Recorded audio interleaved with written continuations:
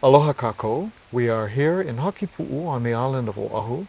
My name is Robert Cazimero and I am here with my friends.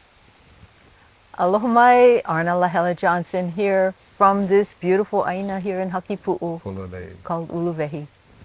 Aloha mai kako, Kuana Torres Kahele, and I'm just a fly on the wall and so privileged to be here as well. I feel privileged to be here as well, and because of Aina actually, and we're here on the property that at one time belonged to your family, to your Yes. parents, your father, and I feel lucky to have known your mom and your brothers as well as you from when you folks were also younger.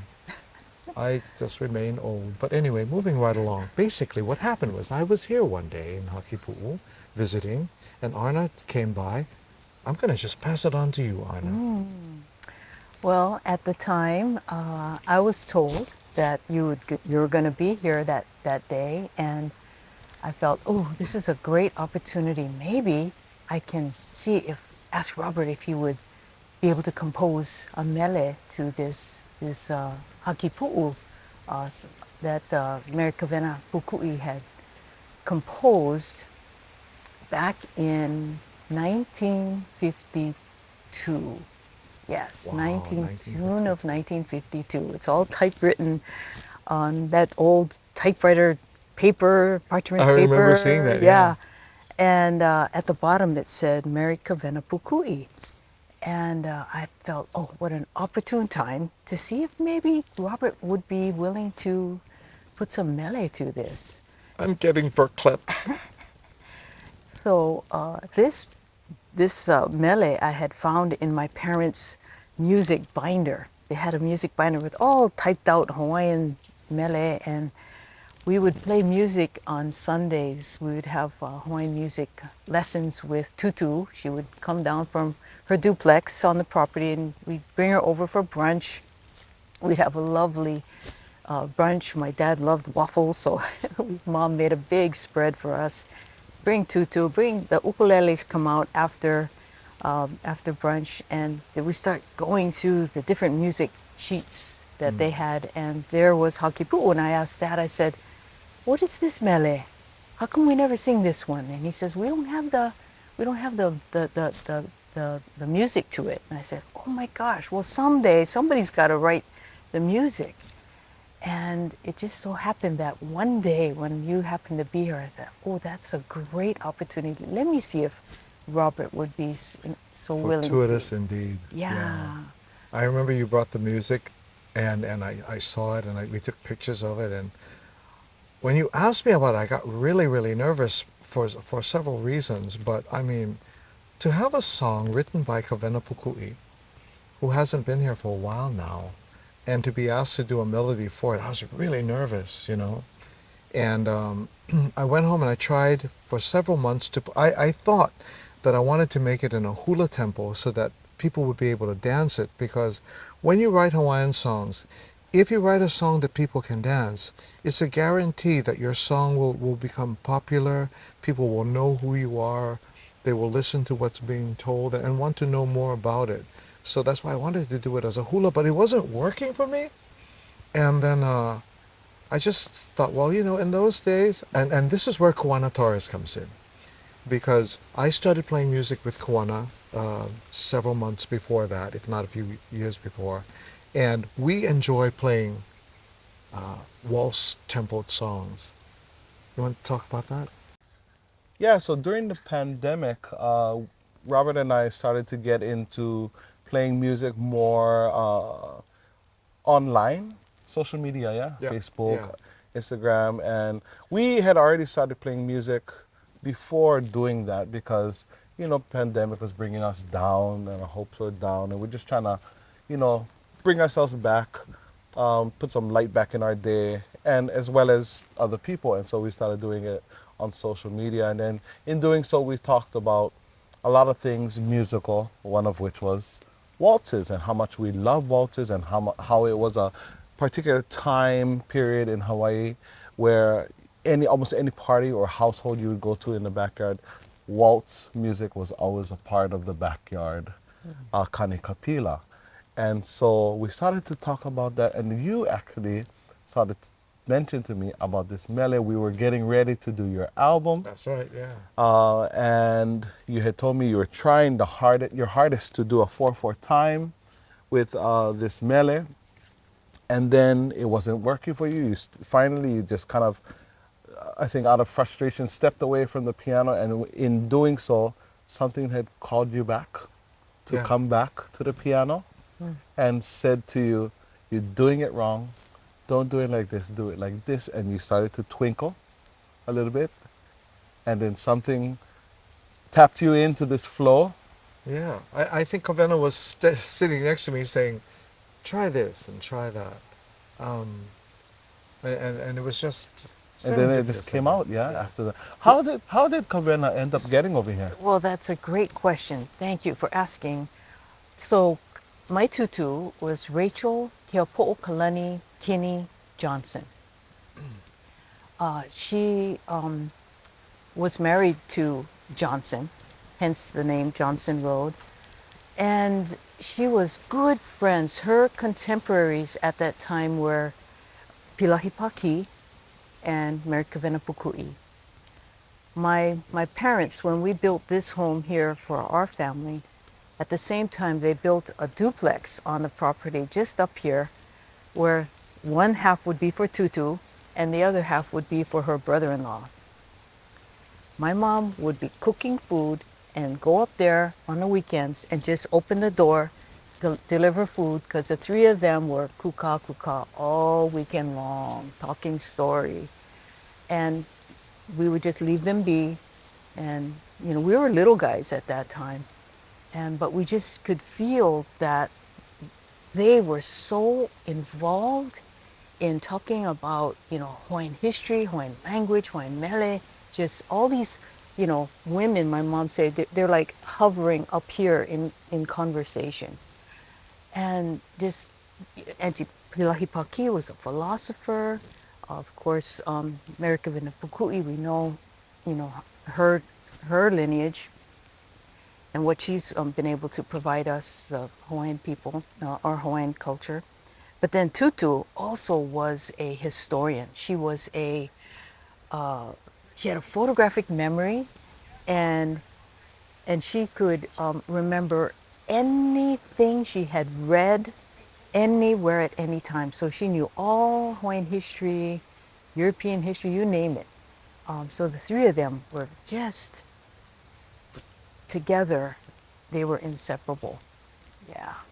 Girls' So, weekend in the country. Yeah, yeah, Wow. yeah. So mom would just make food and deliver. Us kids would deliver it and knock on the door, open, give, and let them do their thing. So Mary Kavena Pukui had a love for this aina, Uluvehi. And I'm not sure if the property was named Uluvehi before or if it's because of the mele. I'm not sure. I'm not sure of that because it is Uluvehi Vehi in the mele, Yes. Yeah. right? Yeah. Which, Yeah. yeah.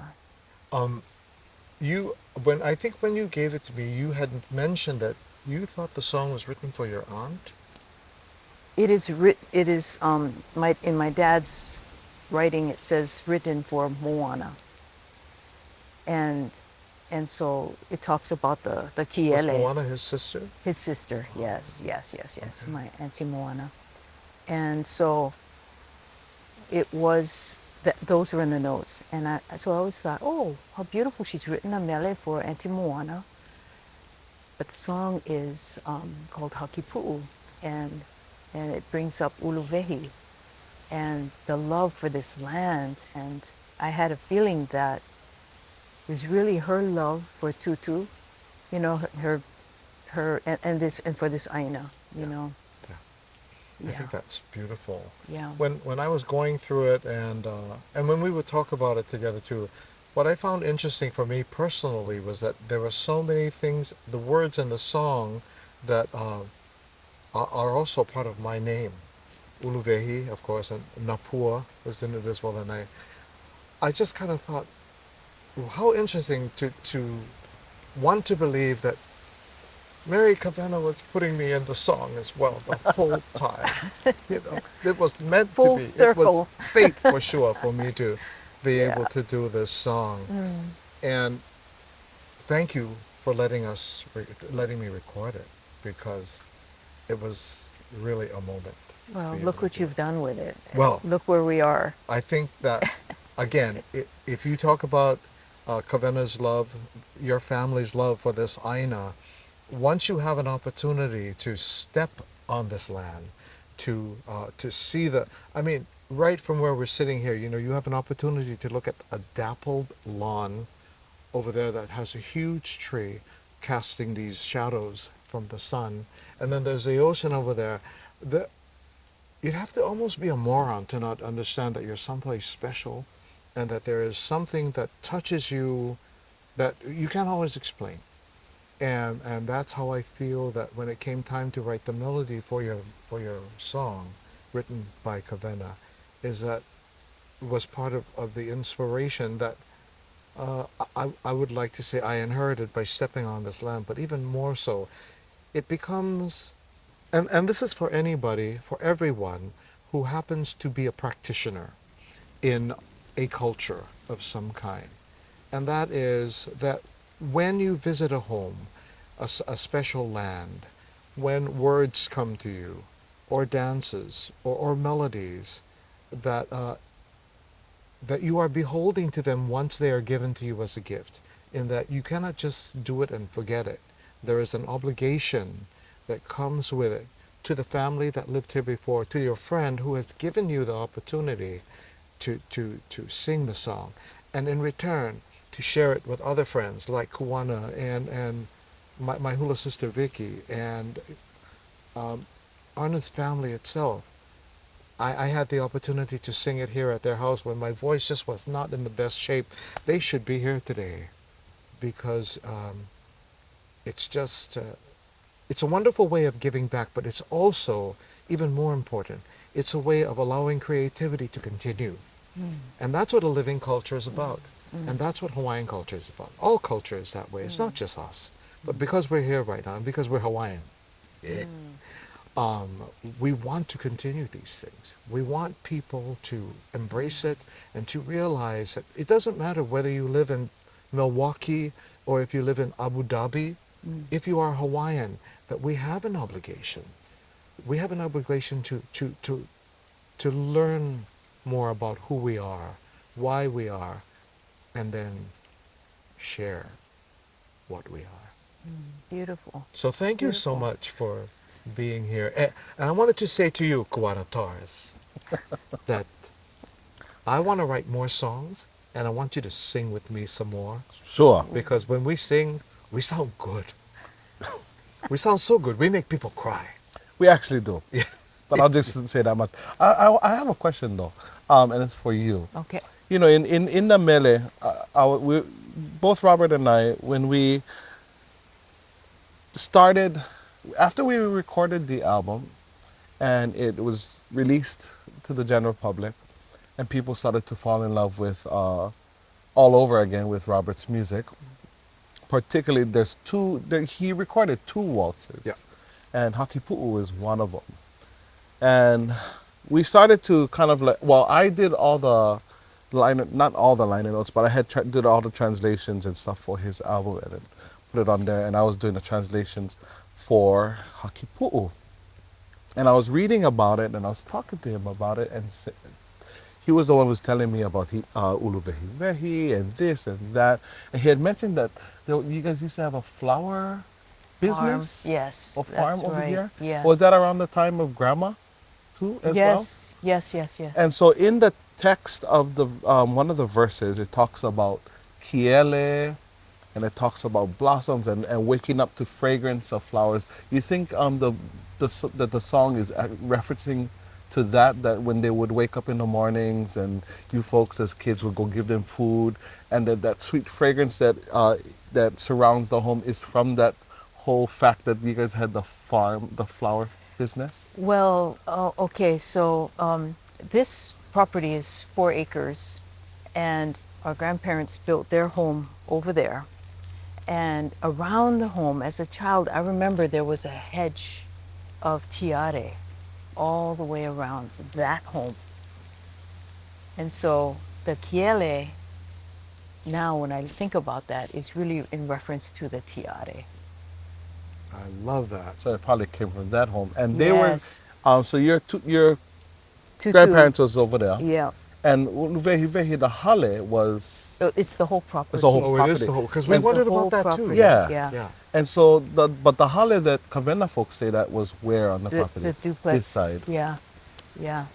So it only makes sense that the Makani, like Right. what we Like have right today, now. it Yes. probably brought that sweet fragrance of the Kiele to them, Yes. amongst all the other flowers. That Right. I think too that that when you Right. mentioned the idea of the flowers and surrounding you, because in our Hawaiian poetry in the kauna, flowers represent people, and when you talk about Napua, it could be the children too. All of you all being here, Yeah. bringing the food so that they can carry on and be together. Because God knows now that us as kapunas, we gotta have the babies around to to bring food, and water, and nourishing.